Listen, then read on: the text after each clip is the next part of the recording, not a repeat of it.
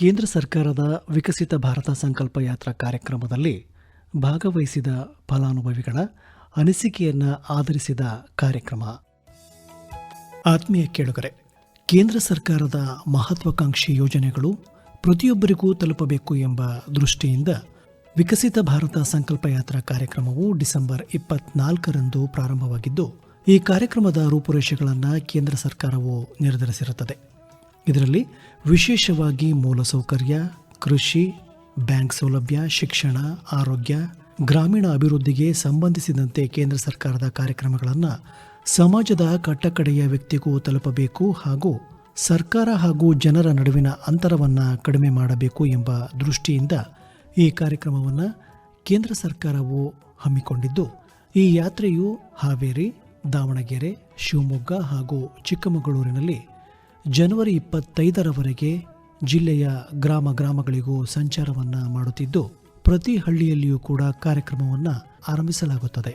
ಕೇಳುಗರೆ, ಇಂದಿನ ಕಾರ್ಯಕ್ರಮದಲ್ಲಿ ವಿಕಸಿತ ಭಾರತ ಸಂಕಲ್ಪ ಯಾತ್ರೆಯ ವಿಷಯವನ್ನು ಕುರಿತಂತೆ ಕೇಂದ್ರ ಸಚಿವರಾದಂತಹ ರಾಜೀವ್ ಚಂದ್ರಶೇಖರ್ ಅವರು ವಿಕಸಿತ ಭಾರತ ಸಂಕಲ್ಪ ಯಾತ್ರೆ ಕುರಿತು ಹೇಳಿದ್ದು ಹೀಗೆ.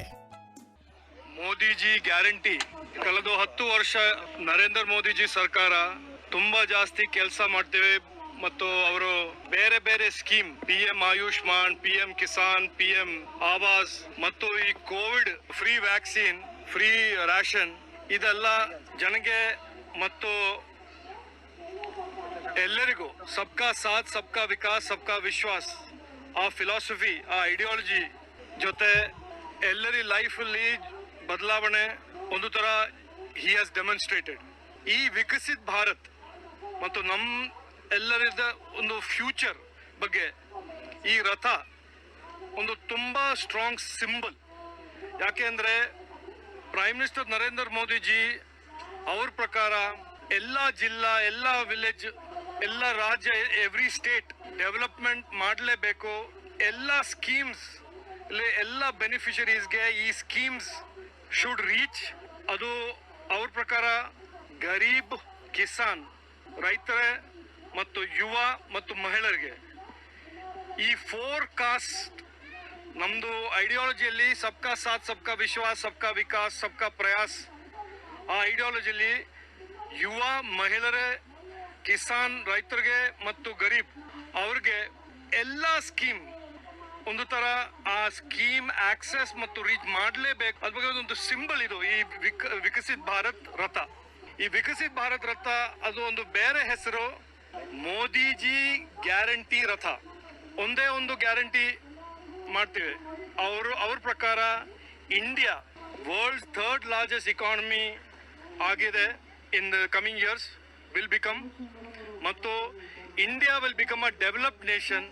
ಇಂಡಿಯಾ ಅಲ್ಲಿ ಎಲ್ಲ ಪುವರ್ ಮತ್ತು ಎಲ್ಲ ಫಾರ್ಮರ್ ಮತ್ತು ಎಲ್ಲ ಯುವ ಮತ್ತು ಎಲ್ಲ ಮಹಿಳೆಯರಿಗೆ ಜಾಸ್ತಿ ಆಪರ್ಚುನಿಟೀಸ್ ಕ್ರಿಯೇಟ್ ಮಾಡಲೇಬೇಕು, ಮಾಡ್ತೇನೆ ಅವರು.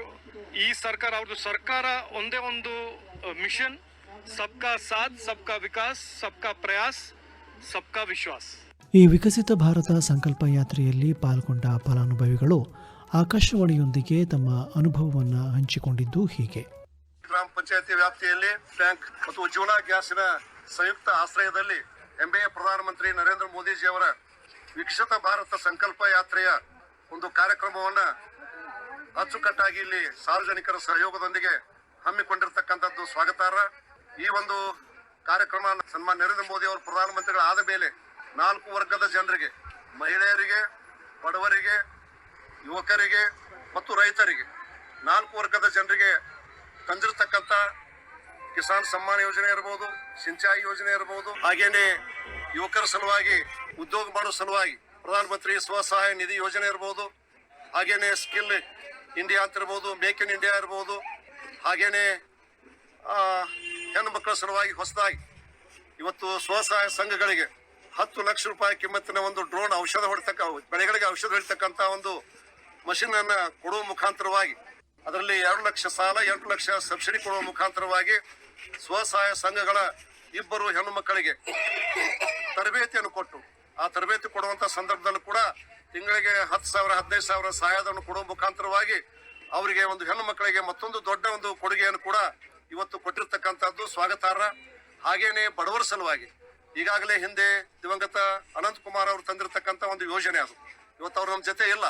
ಅವರು ಪ್ರಧಾನಮಂತ್ರಿಗಳಿಗೆ ಚರ್ಚೆ ಮಾಡಿ ಒಂದು ಜನೌಷಧಿ ಕೇಂದ್ರ ಅಂತಕ್ಕಂಥ ಒಂದು ಔಷಧ ಮಳಿಗೆಯನ್ನ ದೇಶಾದ್ಯಂತ ಪ್ರಾರಂಭ ಮಾಡಿದ್ರು. ಆ ಔಷಧ ಮಳಿಗೆಯಲ್ಲಿ ಸಿಗತಕ್ಕಂಥ ಔಷಧ ಕಿಮ್ಮತ್ ಎಷ್ಟು ಕಡಿಮೆ ಅದಾವ ಅಂತ ಹೇಳಿದ್ರೆ, ಹೊರಗಿನ ಔಷಧ ಅಂಗಡಿ ಒಳಗೆ ನಾವು ಖರೀದಿ ಮಾಡತಕ್ಕಂಥ ಔಷಧ ಒಂದು 1000 ರೂಪಾಯಿ ಸಿಗ್ತಿದ್ರ, ಆ ನರೇಂದ್ರ ಮೋದಿ ಅವರ ಔಷಧ ಅಂಗಡಿ ಒಳಗೆ ಸಿಗ್ತಕ್ಕಂಥ ಔಷಧಗಳ ಬೆಲೆ ಎಷ್ಟು ಅಂತ ಹೇಳಿದ್ರೆ 100ಕ್ಕೆ 80ರಿಂದ 90 ರೂಪಾಯಿ ಕಡಿಮೆ ಐತೆ ಅಲ್ಲಿ. ಅಂದ್ರೆ ಒಂದು 1000 ರೂಪಾಯಿ ನೀವು ಕೊಟ್ಟು ಔಷಧ ತಗೋತಿದ್ರ ಕೇವಲ ಒಂದು 100 ರೂಪಾಯಿ 150 ರೂಪಾಯಿ ಕೊಟ್ಟರೆ ಸಾಕು ನಿಮ್ಗೆ ಎಲ್ಲ ಔಷಧ ಸಿಗ್ತಾವಲ್ಲಿ ಆ ರೇಟಿನ ಮೇಲೆ.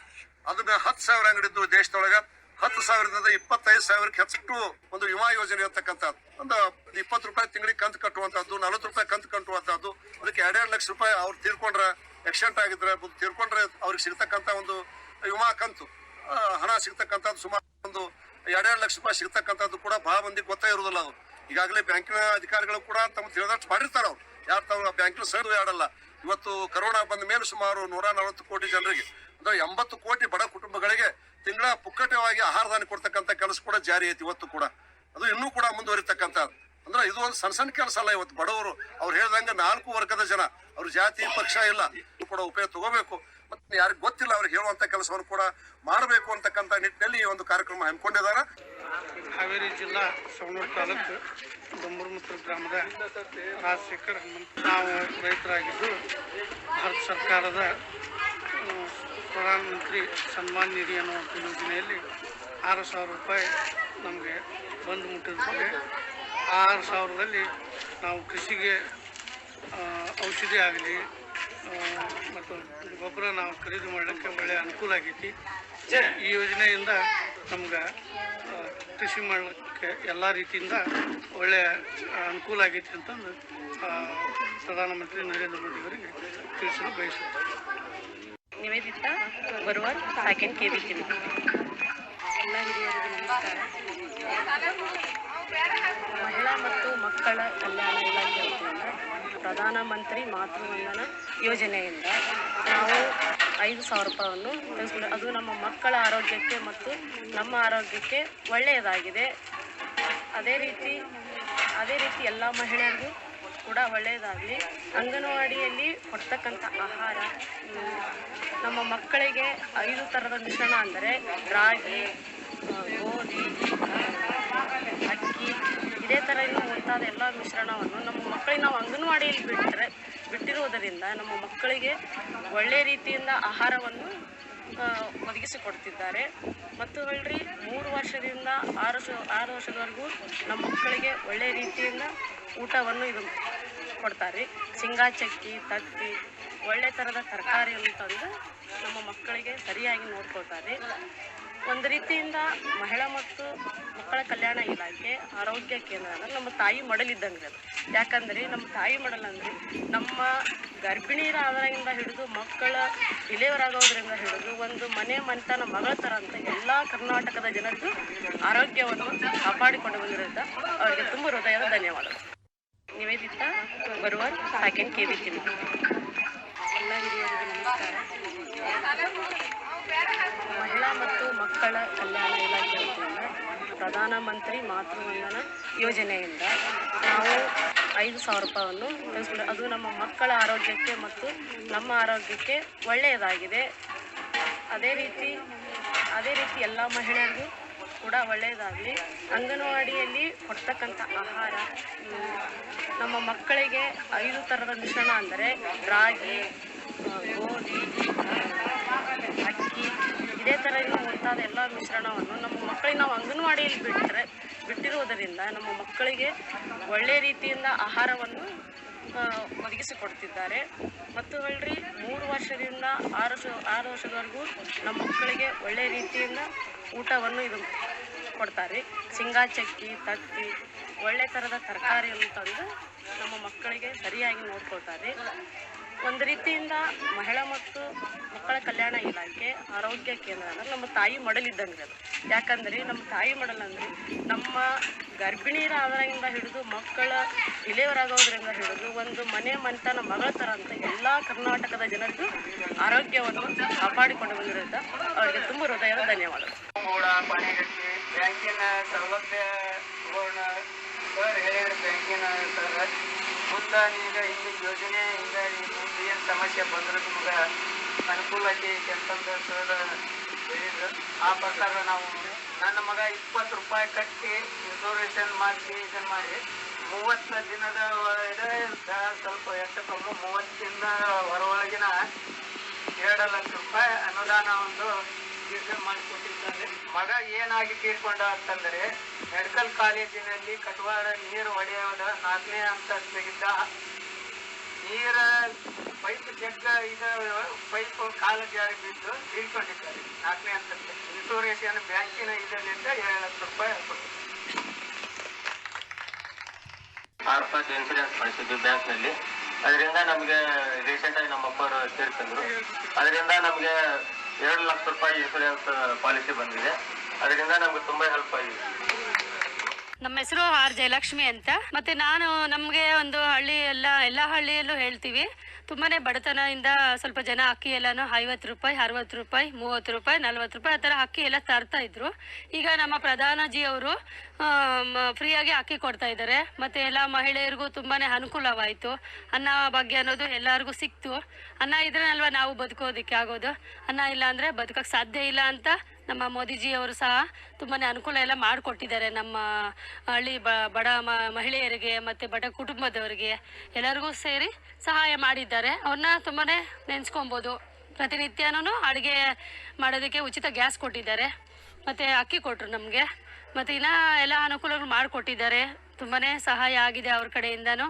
ಈಗ ಮೋದಿಜಿಯವರು ಸರ್ ಗರೀಬ್ ಅನ್ನ ಯೋಜನೆ ಭಾಗ್ಯನ ಇನ್ನೂ 5 ವರ್ಷಗಳ ಕಾಲ ಮುಂದೂಡಿಕೆ ಮಾಡಿದ್ದಾರೆ. ಇನ್ನು 5 ವರ್ಷ ನಮಗೆಲ್ಲರಿಗೂ ಸಿಗುತ್ತೆ ಅನ್ನ ಭಾಗ್ಯ. ಅಕ್ಕಿ ವಿತರಣೆ ಫ್ರೀಯಾಗಿ ಅಕ್ಕಿ ವಿತರಣೆ 5 ವರ್ಷನೂ ಸಹ ನಮಗೆ ಸಿಗೋ ಹಂಗೆ ಮುಂದೂಡಿಕೆ ಮಾಡಿದ್ದಾರೆ ಮೋದಿಜಿಯವರು. ನಮಗೆ ಒಳ್ಳೆ ಖುಷಿ ಆಗ್ತಾ ಇದೆ. ಮತ್ತೆ ವಿಕಸಿತ ಭಾರತ ಅಂತ ಯಾತ್ರೆ ಇತ್ತು.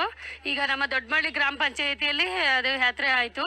ಈಗ ಅದರಲ್ಲಿ ಎಲ್ಲ ಜನ ಮಹಿಳೆಯರು ಮತ್ತೆ ತುಂಬಾ ಜನ ಸೇರಿದ್ರು. ಅದರಲ್ಲಿ ಎಲ್ಲರೂ ಒಬ್ಬ ಮಹಿಳೆಗೆ ಗ್ಯಾಸ್ ಉಚಿತವಾಗಿ ಅವರು ಸನ್ಮಾನ ಮಾಡಿದ್ರು. ಮತ್ತೆ ನಮಗೆ ಇನ್ಶೂರೆನ್ಸ್ ಬಗ್ಗೆ ಮತ್ತೆ NRLM ಕಡೆಯಿಂದ ಕೆನರಾ ಬ್ಯಾಂಕ್ ಕಡೆಯಿಂದ ನಮಗೆಲ್ಲ 70% ಸಾಲ ಸಿಗ್ತಾ ಇದೆ. ಇವಾಗ ನಮಗೆಲ್ಲನೂ ನಮ್ಮ ಸ್ವಸಹಾಯ ಸಂಘಗಳಿಗೆ ಮಹಿಳೆಯರಿಗೆಲ್ಲರಿಗೂ ಕಡಿಮೆ ಬಡ್ಡಿ ದರಲ್ಲಿ ಸಾಲ ಸಿಗ್ತಾ ಇದೆ. ಅನುಕೂಲವಾಗಿದೆ. ಯೋಜನೆಗಳೆಲ್ಲ ಒಳ್ಳೆ ಚೆನ್ನಾಗಿ ಮಾಡಿದ್ದಾರೆ. ಅಭಿವೃದ್ಧಿ ಆಗ್ತಾ ಇದೆ. ಹಳ್ಳಿನೂ ಆಗ್ತಾ ಇದೆ. ಮನೆ ನಲ್ಲಿ ಆಗಿದೆ.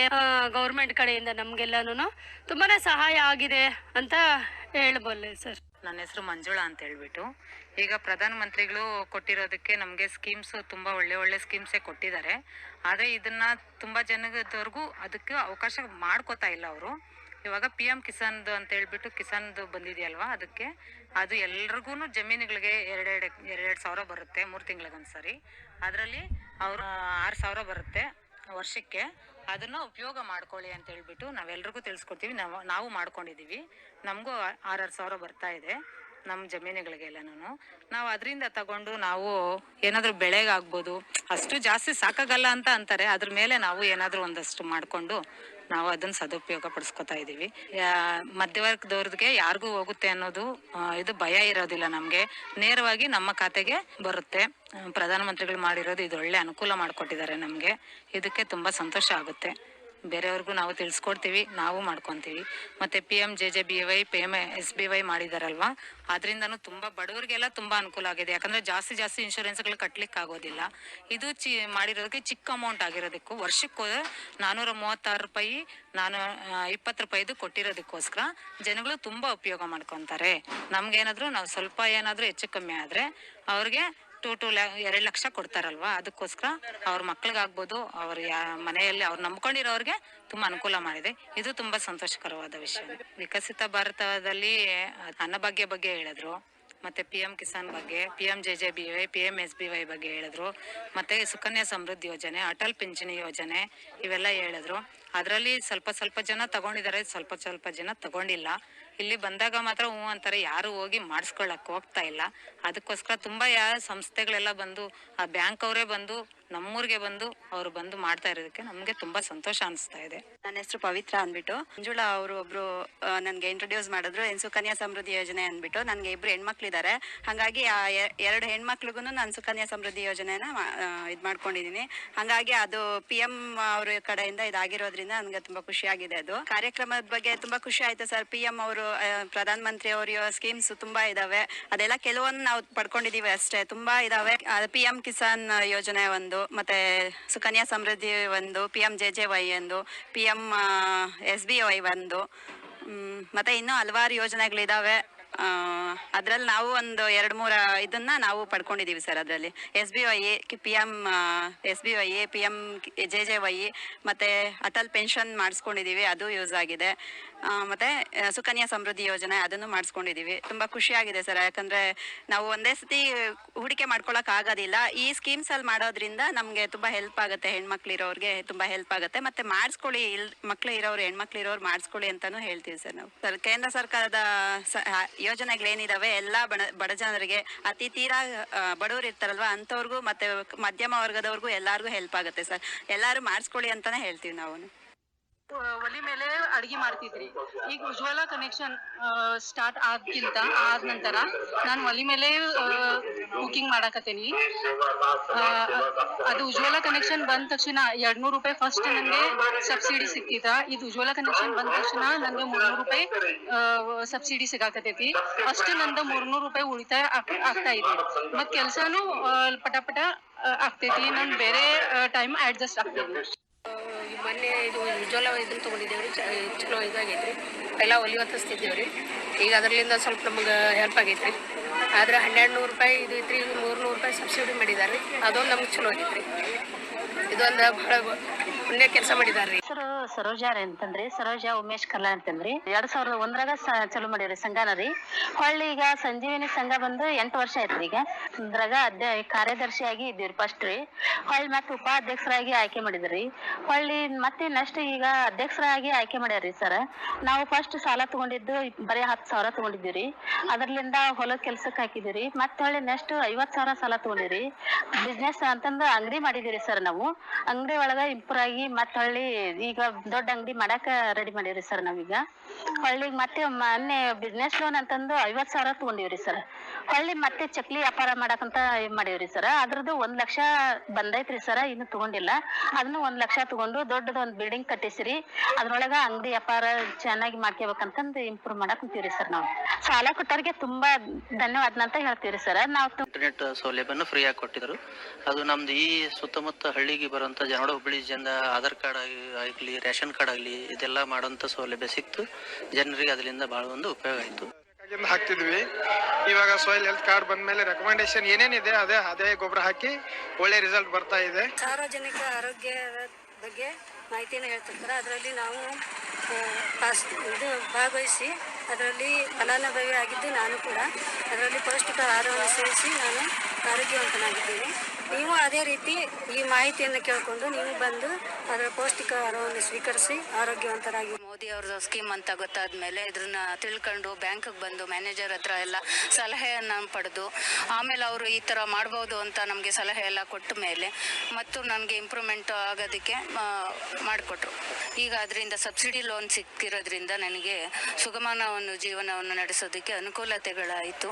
हमें संघे के लिए जब कहीं संघे के लिए हमें पैसे बनते ही वो संघे के पैसे लेकर हमारा धंधा शुरू करते ही हमारे कुछ तुम्हें सहाय करना है, ऐसा हमें सहाय इंप्रूव करके जाते ही तुम्हारे लिए बहुत धन्यवाद मोदी जी. ಮತ್ತೋರ್ವ ಗ್ರಾಮಸ್ಥೆ ಶಕೀಲ ಸ್ವಸಹಾಯ ಸಂಘದ ಮೂಲಕ ಸಾಲ ಪಡೆದು ಜೆರಾಕ್ಸ್ ಅಂಗಡಿಯನ್ನು ನಿರ್ವಹಿಸುತ್ತಿರುವುದಾಗಿ ಹೇಳಿದರು. 10 मेंबर को जमा है, मैं जेरॉक्स का मशीन रखने का काम कर रहा हूँ. उसमें मैं अभिवृद्धि कर रहा हूँ. मुझे कम बड्डी में मुझे लोन दिलाए सर. नरेंद्र मोदी साहब को धन्यवाद बोल. ವಿಕಸಿತ್ ನನ್ನ ಹೆಸರು ಬಸವರಾಜ್ ಇಂದೂರ್ ಅಂತೇಳಿ. ಈ ಒಂದು ಕಲಗಟಗಿ ತಾಲೂಕು ದುಮ್ಮಾಡ್ ಗ್ರಾಮದೊಳಗ ಇವತ್ತಿನ ದಿವಸ ವಿಕಸಿತ ಭಾರತ ಸಂಕಲ್ಪ ಯಾತ್ರೆ ಈ ಒಂದು ಕಾರ್ಯಕ್ರಮ, ಭಾರತ ಸರ್ಕಾರದ ಕಾರ್ಯಕ್ರಮ ಇವತ್ತ ಈ ದುಮ್ಮಾಡ್ ಗ್ರಾಮಕ್ಕ ಬಂದದ. ಈ ಒಂದು ಕಾರ್ಯಕ್ರಮದೊಳಗ ನಬಾರ್ಡ್ ಸಂಸ್ಥೆ ಮತ್ತೆ ವ್ಯಾನ್ KCC ಬ್ಯಾಂಕ್ ವತಿಯಿಂದ ಬಂದಿರತಕ್ಕಂತ ಪಬ್ಲಿಸಿಟಿ ವ್ಯಾನ್, ಆ ಪಬ್ಲಿಸಿಟಿ ವ್ಯಾನ್ ದಿಂದ ಇಲ್ಲಿ ಸಾಕಷ್ಟು ಜನ ಇವತ್ತು ಏನು ಒಂದು 500 ಜನ ಇಲ್ಲಿ ಸ್ವಸಹಾಯ ಸಂಘದವರು ರೈತರು ಏನು ಕೂಡಿದಾರಲ್ಲ ಅವರಿಗೆಲ್ಲರಿಗೂ ಕೂಡ ಈ ವ್ಯಾನ್ ಮುಖಾಂತರ ತಿಳುವಳಿಕೆಯನ್ನ ಹೇಳಿ ಅವರಿಗೆ ಬ್ಯಾಂಕಿನ ಸಾಲ ಸೌಲಭ್ಯಗಳ ಬಗ್ಗೆ ಸಮಗ್ರವಾಗಿರ್ತಕ್ಕಂಥ ಮಾಹಿತಿಯನ್ನ ಕೊಡುವುದು ಈ ಒಂದು ವ್ಯಾನಿನ ಕೆಲಸ ಆಗಿದೆ ಅಂತ ಹೇಳ್ಬೋದು. ನನ್ನ ಹೆಸರು ಸಂಗೀತಾ ಚಂದಾವರಿ ಅಂತ. ನಾನು ಹುಬ್ಬಳ್ಳಿಯಿಂದ ಬಂದಿದ್ದೇನೆ. ನಮ್ದು ಸ್ವಾವಲಂಬಿ ಸಖಿ ಅಂತ ನಾವು ಕೇಂದ್ರ ಸರ್ಕಾರದಿಂದ ನಬಾರ್ಡದಿಂದ ಬಂದಿರೋದು. ನಾವು ಆರಿ ಪ್ರಾಡಕ್ಟ್ ಅಂತ ನಾವು ಮಾಡ್ಕೊಂಡಿವಿ. ನಮ್ದು ಪ್ರಾಜೆಕ್ಟ್ ಇರೋದು ಆರಿ ಪ್ರಾಡಕ್ಟ್ ಅಂತ. ಆರಿ ಪ್ರಾಡಕ್ಟ್ ಅಂದ್ರೆ ನಮ್ದು 6 ವಿನ್ನರ್ಸ್ ಇದ್ದೇವೆ. ಆ 6 ವಿನ್ನರ್ಸ್ ಅಲ್ಲಿ ಹೆಣ್ಮಕ್ಳೆಲ್ಲ. ನನ್ನ ಹೆಸರು ಶಿವಪ್ಪ ಮಲ್ಲಪ್ಪ ಕುರುಬಾವಿ ಅಂತ. ನಾವು ಕೃಷಿ ಜ್ಯೋತಿ ರೈತ ಉತ್ಪಾದಕರ company ಉಲ್ಲಂಬಿಯ director.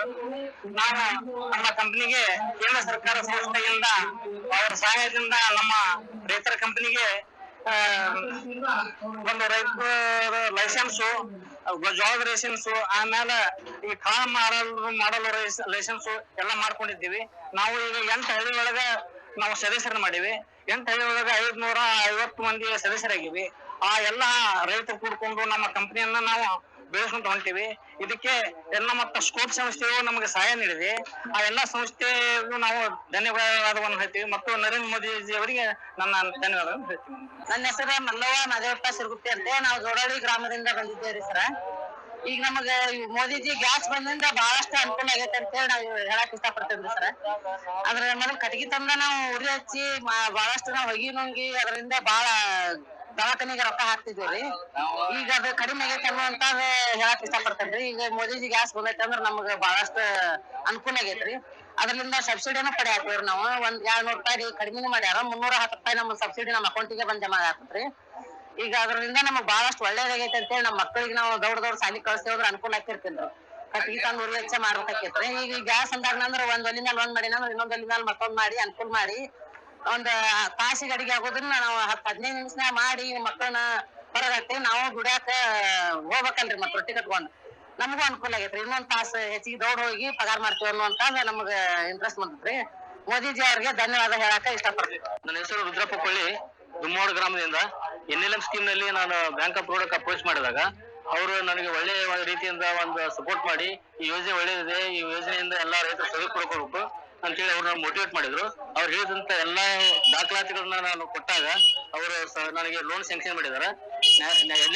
National life stock machine ಇದರಿಂದ 50% ಸಬ್ಸಿಡಿ ಕೇಂದ್ರ ಸರ್ಕಾರದಿಂದ 50% ನಾವು ಹಾಕ್ಬೇಕು. ಅದ್ರ 40 ಲಕ್ಷ ರೂಪಾಯಿಯನ್ನ ಆಗಲೇ ನಮಗೆ bank of Baroda loan sanction ಮಾಡಿದೆ. 10 ಲಕ್ಷ ರೂಪಾಯಿ ನಮ್ಗೆ ಕಾಂಟ್ರಿಬ್ಯೂಷನ್ ಇರ್ತದೆ. ಈ ಪ್ರಾಜೆಕ್ಟ್ ಅನ್ನು ನಾವು ಇನ್ನೂ ಸ್ಟಾರ್ಟ್ ಮಾಡಿಲ್ಲ, ಸ್ಟಾರ್ಟ್ ಮಾಡಬೇಕಾಗಿದೆ. ಇದು ಒಳ್ಳೆಯ ಯೋಜನೆ, ರೈತರಿಗೆ ಇದರ ಅನುಕೂಲ ಇದೆ. ಈ ಯೋಜನೆ 20 ಲಕ್ಷದಿಂದ 1 ಕೋಟಿ ಮಟ್ಟ ಇದೆ. 20 ಲಕ್ಷಕ್ಕೆ 2 ಎಕರೆ ಜಮೀನು ಸಾಕು. ಮತ್ತೆ 20 ಲಕ್ಷಕ್ಕೆ 100 ಕುರಿ 5 ಟಗರನ್ನ ಸಾಕ್ಬೋದು. ನಾನ್ ಮಾಡಿದ್ದು 500 ಕುರಿ 22 ಟಗರನ್ನ ಮಾಡಿದ್ದೀನಿ.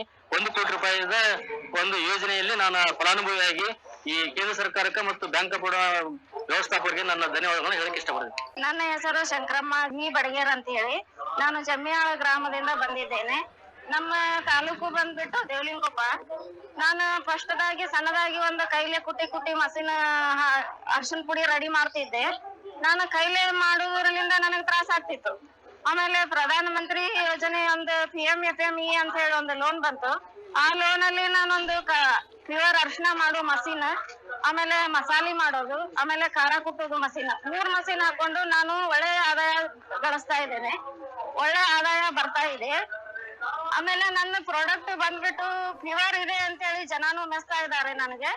ನಾನು ಒಳ್ಳೆ ಆದಾಯ ಗಳಿಸ್ಕೊಂಡು ನಾನು ನನ್ನ ಸ್ವಂತ ದುಡಿಮೆಯಲ್ಲೇ ನಾನು ಲೋನ್ ಕಟ್ತಾ ಇದ್ದೇನೆ. ನನಗೇನು ತೊಂದರೆ ಇಲ್ಲ. ನಾನು ನರೇಂದ್ರ ಮೋದಿಜಿ ಅವ್ರ ಬಗ್ಗೆ ನಾನು ಅವ್ರಿಗೆ ಯಾವಾಗಲೂ ಚಿರಋಣಿ. ನನ್ನ ಹೆಸರು ರುದ್ರಯ್ಯ ಸಂಗಯ್ಯ ಚಿಕ್ಕಮಠ, ಗ್ರಾಮ ಪಂಚಾಯತಿ ಸದಸ್ಯರು ಗಂಗಾಪುರ. ನಾವು ಈ ಬ್ಯಾಂಕಿನಿಂದ ಸಾಕಷ್ಟು ಸೌಲಭ್ಯಗಳನ್ನು ತಗೊಂಡಿವಿ. ಆಮೇಲೆ ಇವರು ಮ್ಯಾನೇಜರ್ ಸಾಹೇಬ್ರಾಗ್ಲಿ ಹೆಚ್ಚುವರಿ ನಮ್ಮನ್ನ ಕರೆದು ನಿಮ್ಗೆ ಏನು ಸೌಲಭ್ಯಗಳು ಬೇಕಂತ ಕೇಳಿದಾಗ ನಾವು ಅವ್ರ ಕಡೆ ತಗೊಂಡೇವಿ. ನಂತರ ನಮಗೆ ವಿಶೇಷವಾಗಿ ನಾವು ಅಗ್ರಿಕಲ್ಚರ್ ಲೋನ್ ಮಾಡಿದ್ವಿ. ಕಾರಣಾಂತರಗಳಿಂದ ನಮಗೆ ತುಂಬಕ್ಕಾಗಿದ್ದಿಲ್ಲ. ಕಳೆದ ತಿಂಗಳ ನಮ್ಮನ್ನ ಬ್ಯಾಂಕಿಗೆ ಕರೆಸಿ ನಿಮ್ಗೆ ನಾವು ಇದನ್ನ ಸೌಲಭ್ಯ ಕೊಡ್ತೇವೆ, ಎಷ್ಟು ತುಂಬ್ತೀರಿ ಅಂತ ಕೇಳಿದ್ರೆ ನಾವು ತಗೊಂಡಂತ ಒಂದು 3 ಲಕ್ಷ ರೂಪಾಯಿ ಅದು ಬಡ್ಡಿ ಸಮೇತ ಸೇರಿ 4 ಲಕ್ಷ ಆಗಿತ್ತೆ. ಆದ್ರೆ ನಮ್ಮನ್ನ ಅವ್ರು ಕರೆದ ಕಾಲ ಹೇಳಿದ್ರೆ 3,05,000 ರೂಪಾಯಿ ತುಂಬ್ರಿ ಅಂತ ಹೇಳಿದಾಗ ನಾವು ಅಗ್ನಿ ಖುಷಿಯಿಂದ ಈ ಬ್ಯಾಂಕಿಗೆ ಧನ್ಯವಾದಗಳು ಹೇಳಿ ಸುಮಾರು 15 ದಿನದ ಈ ಕಡೆ ನಾವು 3,05,000 ರೂಪಾಯಿ ತುಂಬಿನಿ. ನನಗಿನ್ನೂ ಕ್ಲಿಯರೆನ್ಸ್ ಸರ್ಟಿಫಿಕೇಟ್ ಕೊಟ್ಟಿಲ್ಲ. ಅವ್ರು ಕ್ಲಿಯರೆನ್ಸ್ ಸರ್ಟಿಫಿಕೇಟ್ ಕೊಡ್ತಾರಂತ ನನಗೊಂದು ಆಶಾಭಾವನೆ ಇದೆ. ಗ್ರಾಮ ಪಂಚಾಯತಿ ಸದಸ್ಯನಾಗಿರೋದ್ರಿಂದ ನಾ ಇದ್ರ ಬಗ್ಗೆ ಸಾಕಷ್ಟು ಜನರಿಗೆ ತಿಳುವಳಿಕೆ ಹೇಳಿರಿ. ನೋಡ್ರಿಪ್ಪ, ನಿಮ್ ಏನಾದ್ರು ಸೌಲಭ್ಯಗಳಿದ್ರೆ ಬೇಕಾತ್ರ ಹೋಗ್ರಿ, ಮ್ಯಾನೇಜರ್ ಸಂಪರ್ಕ ಮಾಡ್ರಿ, ಬೇಕಾದ್ರೆ ನಾನು ಬರ್ತೇನೆ ನಿಮ್ ಜೊತೆ. ಯಾವ ಲೋನ್ಗಳು ಅದಾವೆ, ಯಾವ ಲೋನ್ನಿಂದ ನಿಮ್ಗೆ ಲಾಭ ಐತಿ ತಗೊಂಡ್ ಕಲೆ ಜನರು ನೀವು ಮುಂದೆ ಒಂದು ಅಭಿವೃದ್ಧಿ ಆಗ್ರಿ.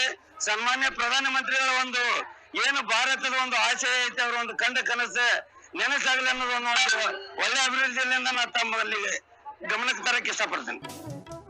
ವಿಕಸಿತ ಭಾರತ ಸಂಕಲ್ಪ ಯಾತ್ರೆ ಕಾರ್ಯಕ್ರಮದಲ್ಲಿ ಪ್ರತಿ ಗ್ರಾಮ ಪಂಚಾಯಿತಿಗೂ ಹೋಗುವ ವಾಹನದಲ್ಲಿ ಪ್ರೊಜೆಕ್ಟರ್ ಮುಖಾಂತರ ಕೇಂದ್ರ ಸರ್ಕಾರದ 52 ಯೋಜನೆಗಳ ಕುರಿತ ಕಿರುಚಿತ್ರವನ್ನು ಪ್ರದರ್ಶಿಸಲಾಗುತ್ತದೆ. ಇದುವರೆಗೆ ಕೇಂದ್ರ ಸರ್ಕಾರದ ವಿಕಸಿತ ಭಾರತ ಸಂಕಲ್ಪ ಯಾತ್ರಾ ಕಾರ್ಯಕ್ರಮದಲ್ಲಿ ಭಾಗವಹಿಸಿದ ಫಲಾನುಭವಿಗಳ ಅನಿಸಿಕೆಯನ್ನು ಆಧರಿಸಿದ ಕಾರ್ಯಕ್ರಮವನ್ನು ಕೇಳಿದಿರಿ. ಈ ಕಾರ್ಯಕ್ರಮ ಆಕಾಶವಾಣಿ ಭದ್ರಾವತಿ ಕೇಂದ್ರದಿಂದ ಪ್ರಸಾರವಾಯಿತು.